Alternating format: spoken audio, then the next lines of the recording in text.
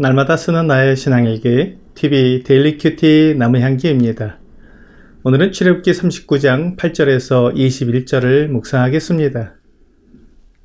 그가 또 흉패를 정교하게 짜되 에봇과 같은 모양으로 금실과 청색, 자색, 홍색 실과 가늘게 꼰 배실로 하였으니 그것의 길이가 한 뼘, 너비가 한 뼘으로 네모가 반듯하고 두 겹이며 그것에 네 줄 보석을 물렸으니 곧 홍보석, 황옥, 녹지옥이 첫 줄이요 둘째 줄은 석류석, 남보석, 홍만호요 셋째 줄은 호박, 백만호, 자수정이요 넷째 줄은 녹보석, 호만호, 벽옥이라. 다 금태에 물렸으니 이 보석들은 이스라엘의 아들들의 이름 곧 그들의 이름대로 12이라. 도장을 새김같이 그 12지파에 각 이름을 새겼으며 그들이 또 순금으로 녹근처럼 사슬을 따 흉패에 붙이고 또 금태 둘과 금고리 둘을 만들어 그 두 고리를 흉패 두 끝에 달고 그 따은 두 금사슬을 흉패 끝 두 고리에 꿰매었으며 그 따은 두 사슬에 다른 두 끝을 에봇 앞 두 어깨바지에 금태에 매고 또 금고리 둘을 만들어 흉패 두 끝에 달았으니 곧 그 에봇을 마주한 안쪽 가장자리에 달았으며 또 금고리 둘을 만들어 에봇 앞 두 어깨바지 아래 매는 자리 가까운 쪽 곧 정교하게 짠 에봇 뒤 위쪽에 달고 청색 끈으로 흉패 고리와 에봇 고리에 꿰어 흉패로 정교하게 짠 에봇 뒤 위에 붙여서 에봇에서 벗어지지 않게 하였으니 여호와께서 모세에게 명령하신 대로 하였더라. 모세가 성막을 만들 때 모든 것을 다 이해하고 만든 것은 아니었을 것입니다. 물론 시내산에서 하나님께로부터 성막의 모습을 보고 그 모든 것의 모양을 알고 산을 내려와 성막을 만들기 시작했지만 그 하나하나의 의미와 세세한 용도를 정확히 알고 만든 것은 아닐 것입니다. 그러나 하나님에 대해 모세가 가지고 있는 기본적인 태도는 하나님의 말씀에 그대로 순종하는 것이었습니다. 그래서 모세가 성막을 만들 때 하나님께서 지시하신 그대로 행했습니다. 모세가 하나님의 말씀에 그대로 행했을 때 하나님께서 성막에 대해 가지신 계획과 뜻이 그대로 이루어져서 이스라엘 백성들이 하나님 앞에서 올바르게 예배할 수 있게 되었습니다.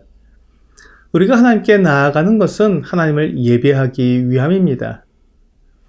하나님을 예배하는 사람이 하나님의 방법대로 예배하지 않으면 그 예배는 예배가 되지 않습니다. 하나님께서 받으실 수 없는 예배가 되기 때문입니다. 그래서 하나님께서 모세에게 성막에 관한 것을 자세히 알려주셨고 모든 것을 다 보여주셨던 것입니다. 그리고 그 모든 것들을 정확히 만들기 위해 브살렐과 오홀리압에게 성령을 충만케 하셔서 지혜롭게 하셨습니다. 하나님께서 대제사장의 옷을 만들게 하셨습니다. 거룩한 옷 에봇을 만들게 하셔서 하나님 앞에서 대제사장이 얼마나 큰 책임을 가진 사람인지 알게 해주셨습니다.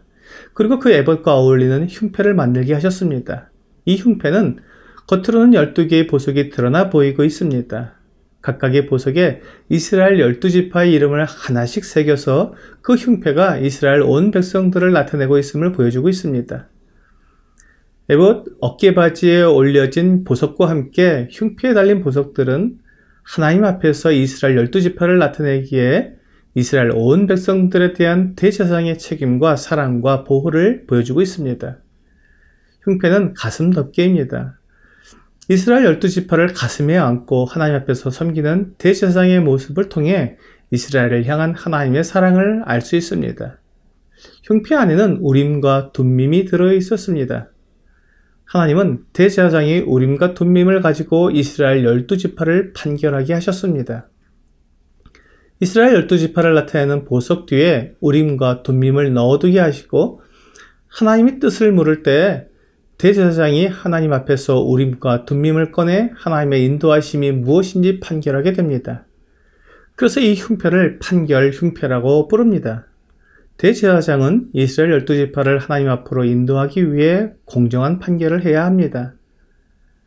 이 판결 흉패도 성막의 휘장들과 같은 재료로 만들었습니다. 청색, 자색, 홍색 실과 가늘게 꼰 배실, 그리고 금실을 넣어 만들었습니다.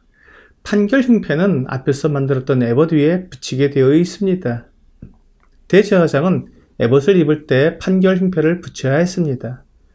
이스라엘은 매우 더운 지역입니다. 옷을 입고 활동을 하려면 옷이 가볍고 통풍이 잘 되어야 했습니다. 그런데 대제사장의 에봇과 판결 흉패는 기본적으로 무겁고 통풍이 잘 되지 않습니다. 그런데 굳이 이런 옷을 만들어서 입어야 하느냐고 물으면 대답할 말이 없습니다.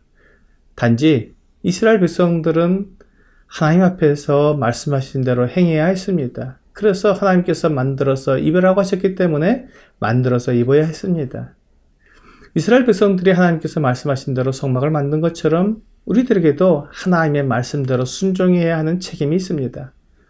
성경을 읽다 보면 이해가 되지 않는 부분도 있고 또한 내 생각과 다른 부분이 있기도 합니다.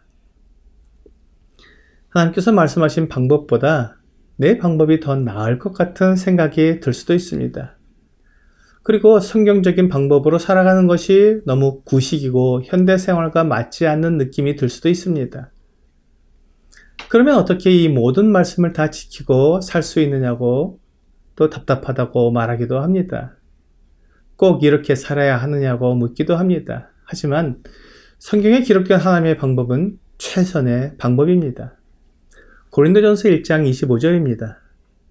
하나님의 어리석음이 사람보다 지혜롭고 하나님의 약하심이 사람보다 강하니라. 우리가 답답해하거나 구식이고 잘 맞지 않는 것 같은 하나님의 방법이 사람의 방법보다 지혜롭고 뛰어납니다.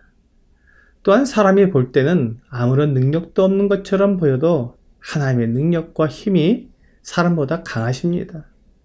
이것을 인정하는 것이 중요합니다. 나는 피조물이고 하나님은 창조주이십니다. 우리는 순간을 살지만 하나님은 영원하십니다. 우리는 한 치 앞도 내다볼 수 없지만 하나님은 모든 것을 다 아십니다. 우리는 무엇이든지 무엇이 옳고 그른지 객관적으로 판단하지 못하지만 하나님은 말씀하시는 모든 것이 다 옳습니다. 우리는 선을 행하는 것 같으면서도 내 욕심, 내 이익을 위하는 일을 하지만 하나님은 오직 선만 행하십니다. 하나님은 빛이시기 때문에 조금도 어두움이 없으십니다. 하나님은 사랑이시기 때문에 모든 것을 사랑의 동기로 행하십니다.